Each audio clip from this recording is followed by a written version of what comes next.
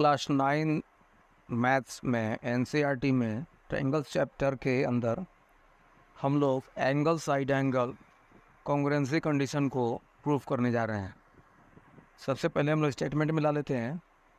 Angle side angle में क्या होता है? Two triangles are congruent if two angles and the included sides of one triangle are equal to the corresponding two angles and the included sides of the other triangle।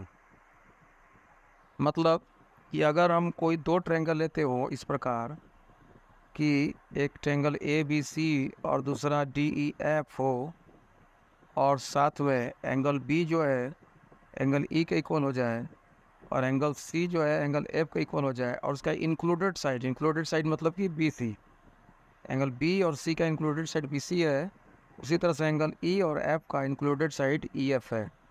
अगर ऐसा लेते हैं तो दोनों ट्रायंगल कॉन्ग्रुएंट हो जाता है।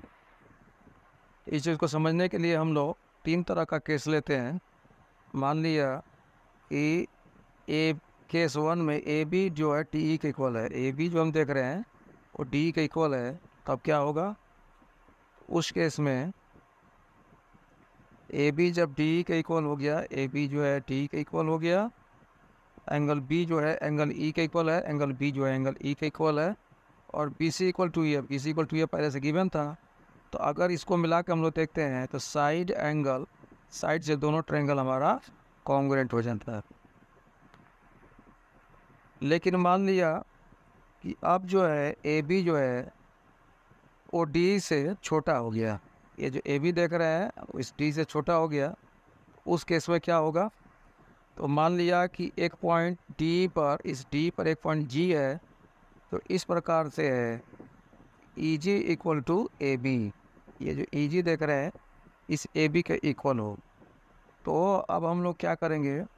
Triangle A B C और जी ई एफ ये जो दिख रहा है इसको हम लोग कॉन्ग्रुएंट कराने का कोशिश करेंगे। तो हम लोग इस केस में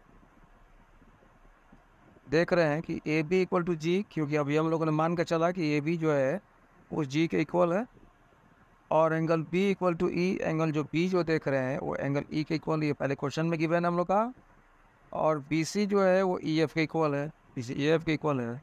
तो इस तरह से हम लोग बोल सकते हैं कि ट्रायंगल ए बी सी और जी ई एफ जो है वो कॉन्ग्रुएंट हो गया साइड एंगल साइड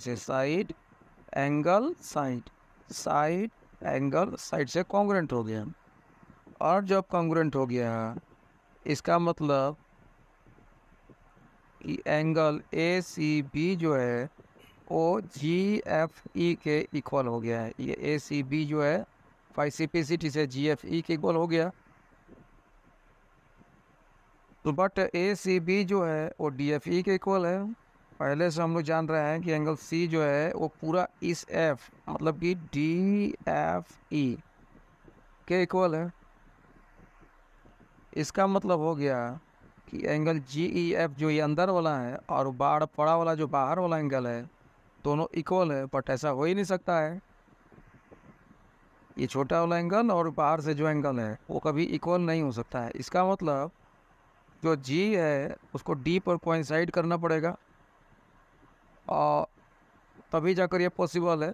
जब ये एंगल इस एंगल के बराबर, इसका मतलब जी और डी को मिलना पड़ेगा, एक साथ होना पड़ेगा, और ये पॉसिबल नहीं है।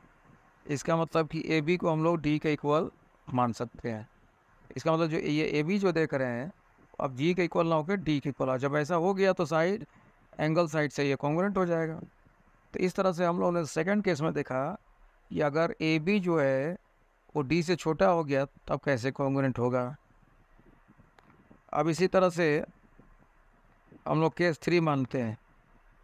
केस 3 में ए बी जो है मान के चल रहे हैं वो डी से बड़ा होगा, तो सेम उसी तरह से प्रोसेस लगाएंगे हम लोग।